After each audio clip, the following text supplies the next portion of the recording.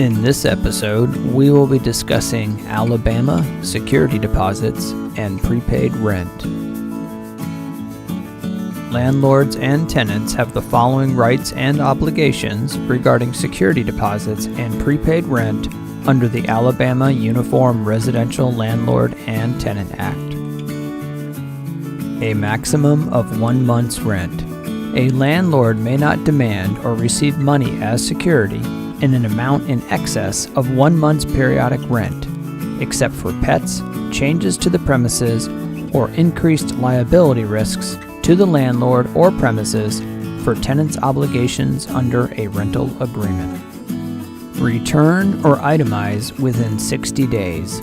Upon termination of the tenancy, money held by the landlord as security may be applied to the payment of accrued rent and the amount of damages that the landlord has suffered by reason of the tenant's non-compliance.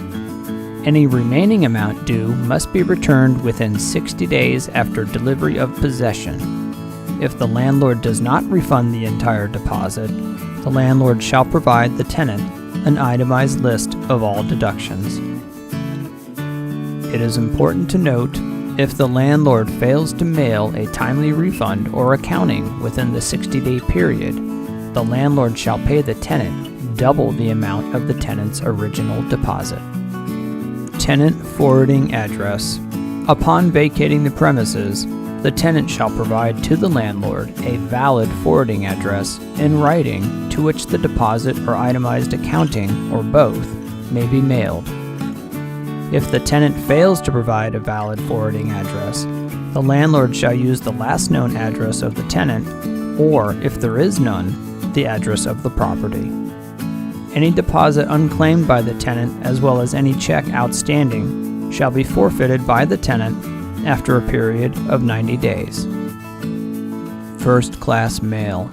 The landlord's mailing by first-class mail to the address provided in writing by the tenant within 60 days of the refund or itemized accounting, or both, is sufficient compliance with this law. Other damages.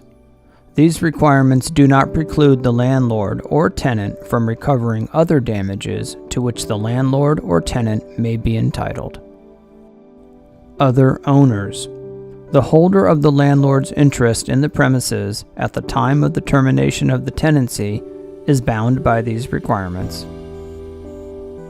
For additional laws and articles, visit AmericanLandlord.com.